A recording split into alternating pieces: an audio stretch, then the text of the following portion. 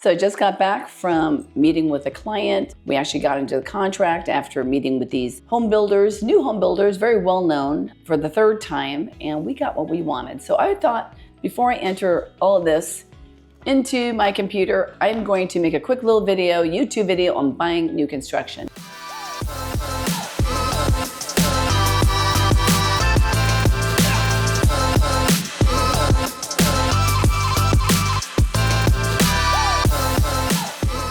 Let's face it, we all know how exciting it is to tour these gorgeous model homes with all these upgrades. Everything's new and shiny, and it's emotional, right? You're picturing your kids playing in the background, riding their bicycles outside, your furniture. But you know what? Here's the reality. If you're not careful, that excitement can cost you thousands and thousands of dollars. I've helped hundreds of families relocate here and buy new builds because we have a lot of new builds here in Northeast Florida. And I've seen everything from great experiences to disasters.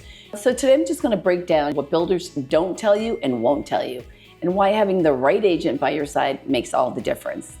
So if we haven't met before, I'm Gail DeMarco. I'm a local real estate agent here in St. Johns County, and I've helped hundreds of families from all over the country find their perfect home, whether it's a resale or a brand new construction. I am always looking for ways to help my clients make the right move the first time. And my goal is to protect your investment, negotiate the very best deal, and make your move stress-free.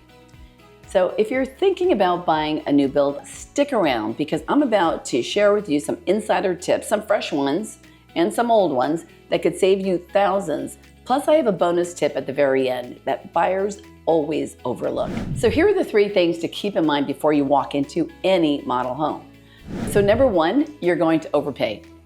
That's just the truth. Builders price their homes in phases. With each phase, prices increase, regardless of the market. By the time you buy your home, it might be $50,000, $100,000 more than the earlier sales in that same neighborhood. That happened to me. So I'm in phase 2, and I'm in a mastercraft home, and my neighbors who bought a year before me paid $100,000 less, and they got a free pool. How do you think that makes me feel? But at the end of the day, I paid for my pool. I'm happy. I love my neighborhood. But that's just a fact. Number 2. So new does not mean perfect. New builds aren't flawless, quite the contrary. Mistakes happen. Some of the builders handle warranty work really well, like Mattamy is amazing and so is Mastercraft. This is why I personally recommend leaning on your agent to know which builders have the best track record. If you want to know the worst ones, call me personally. So the builder's team is not your team. Number 3, okay? The sales agent you meet at the model home, they work for the builder. So their goal is to sell at the highest price, and your goal is to get the best deal, right? Most buyers, when they go in without an agent, don't even know that everything's negotiable. They look at the price on it, they go, okay, I want that model, that floor plan, that elevation, and they walk out and they pay so much more than they would have if they walked in with someone like me. Here's one of the very biggest mistakes I see. I see buyers walk into a model home and register without an agent. Now, if you register alone, you're locked into working directly with the builder sales team. That means just less room for negotiation on upgrades or lot premiums, no freebies like blinds, appliances, screened-in lanais unless you ask for them. So this contract that I have right in my hand, I was able to get them a $7,500 credit for epoxy floors. And I was able to do that because the floors kind of looked like, they had a lot of, the workers don't put on booties. So I know for a fact for a 3-car garage, they can get it done for $3,200. They got it in my garage. So now they have $7,500 towards closing costs, which they didn't have before. I was also able to get them to screen in the lanai. The reason I did not want a credit for that is because when the builder screens in the lanai, it's under a 10-year warranty. It's structural, right? I was able to also negotiate appliances. I was given the choice of appliances or blinds. Now they wanted plantation shutters, so what was the purpose for me to try to get them the cheap blinds that I could probably, without a blink of an eye, get from the builder, right? So what was more important to them is that they get the appliances. So the builder said, okay, I can give you $3,000. And I looked at her and I said, really? No, what I said was, when was the last time, even at Costco, you cannot buy a washer, dryer, and refrigerator for $3,000. So again, another $7,000. So $14,500. was the price I was able to negotiate. Well, guess what? Here's another thing. You think that you have to use their lender to get the incentives. Well, my clients needed a bridge loan, right? Because they did not want to go contingent. So they wanted a bridge loan on their house. Because this builder was not able to supply, they did not offer bridge loans. They had to give me all the incentives that they normally would have if we went with their lender. So there's a way to get creative here. But here's the thing, if you don't ask, you just won't get it. Builders won't just throw these in, hey, here's a perk, unless somebody really pushes for it. So my mother-in-law worked for new construction for over 30 years. She worked for one of the top builders. And she told me that she was always relieved when a buyer came in with an agent because she would not get in trouble by presenting the offer if they wanted extra things. But if she offered it, she could get fired. And she said a lot of agents did get fired when they were trying to help the buyer instead of make more money for the builder. Makes sense, right? So having an agent by your side absolutely pays off. And why would you need an agent beyond the negotiations? Well, it's not just about price. Here's how an agent helps you throughout the entire process. So number one, keeping you in the loop. If you're relocating from out of town, how are you going to know what's going on? Aren't you wondering like, oh my gosh, is the second story on? Do they do the windows? Is the electrical walk happening? Is the framing done? I visit the site and I give you video updates, and any agent should do that for you. And I'm actually married to a general contractor.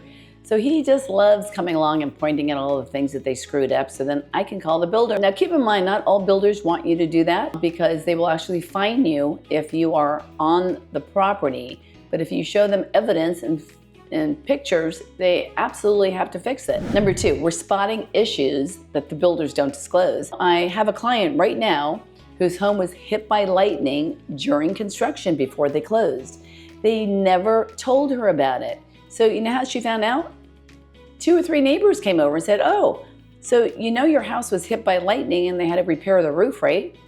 And luckily she wasn't superstitious. And she's like, no. She called the builder and the builder was like, we don't have to disclose that to you. You didn't own the house. Well, even if you were in contract, it hadn't closed. They only found out later on, and it just really was a pain because when it came to me selling their home, we had to do a whole disclosure. We had to get an inspection done so they could prove that everything was in perfect condition, and that could scare a buyer. And number three, delayed closings. So if you're not buying a quick move-in, which means all they have to do is final few things, they could definitely give you a date. But if you're buying a build-to-suit, they will always close late. It's very rare because they won't even give you a closing date till about a month before they're ready to close. We were constantly bugging our builder for updates and a closing date because we had sold our house in California and we wanted to know, should we rent? What should we do? And we would get the same answer, can't tell you anything yet, can't tell you anything yet. And it was frustrating. We had to move in with my mother, and that was a whole nother situation. So just expect delays and plan accordingly. Okay, so number 4, final walkthrough and inspections. I'm there during your final walkthrough to ensure that the builder doesn't gloss over any defects. But more importantly, I'm gonna bring in a third-party inspector that specializes in new construction, and we have everything documented. So it's so much easier for me to just hand over a report and say, here's the 4 pages, here's what they found on the roof, insulation is lacking. And as a matter of fact, the house we just bought my mom, they had to rip out the entire front patio and the sidewalk because they had it too close for code to the house. And rather than us saying, you know what, this doesn't look right, we had it documented by licensed inspectors. It really helps. I mean, I can't even tell you how many blue tape parties there's been. Now, like I said, everything is not going to be perfect, but if we can have it documented, we can get it fixed. And before you sign, that's what we demand. Choosing the right builder is super important. Do you want a production home versus semi-custom? So not all builders are the same. Just ask yourself, what do you want? Do you want it faster? Do you want it cheaper, but less customizable? So if your budget is for a production home, that's fine, but pick the right production builder. If you want semi-custom builder who lets you move walls and extend your lanai or add extra doors, like in my house, we had them extend our lanai, which means they have to extend the roof line. So I was shocked that they didn't have a door from my bedroom closet to the laundry room. So I had to put in a door there, put in a door from the garage to the outside. I wanted them to move make my office bigger. This is my office. It was a bedroom. I needed a big storage closet because of all my stuff. And here's one of the most important things. I want you to think resale. So resale should always be in the back of your mind. I had a client who bought a Mastercraft home, and I love Mastercraft because I own a Mastercraft home. They're phenomenal.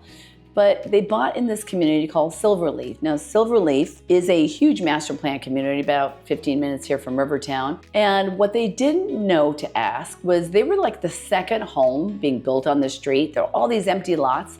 They just assumed that it was all gonna be Mastercraft homes. Well, guess who came in and bought it?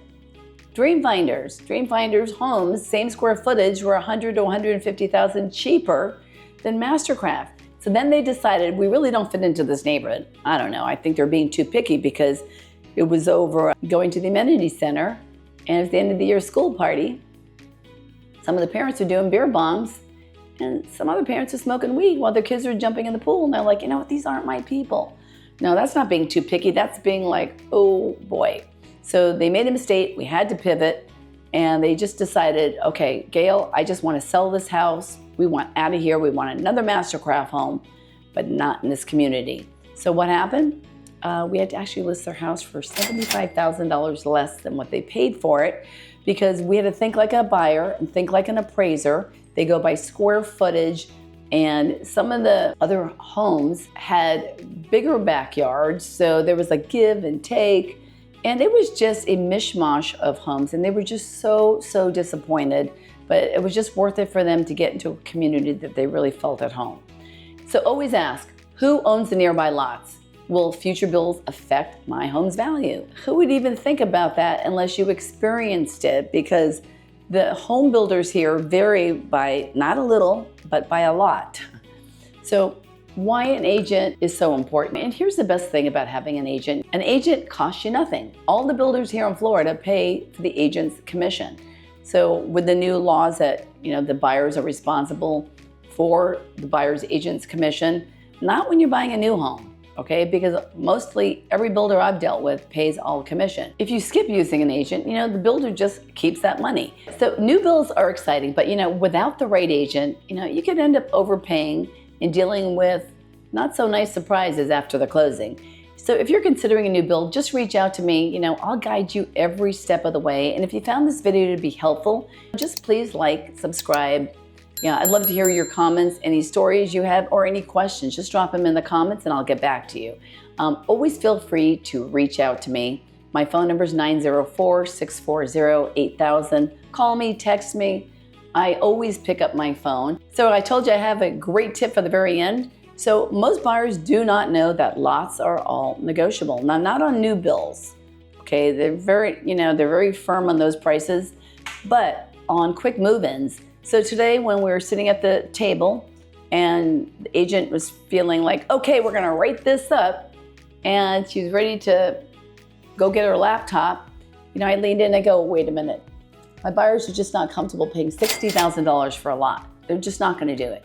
We'll give you $30,000 and sign this deal right now. And so she was like, oh, that's not gonna happen. And I said, well, that's okay. They don't need to buy today. And so she goes, well, let me go talk. I just know they're gonna say no. And so I said, I don't know, go try. She came back in, she goes, I can't believe it, but they signed today, you have your checkbook, it's a deal. I go, awesome. Always bring your checkbook. So anyway, that's your tip. Hope you enjoyed this video. If you have any questions, go ahead and reach out to me. Again, Gail DeMarco, 904-640-8000.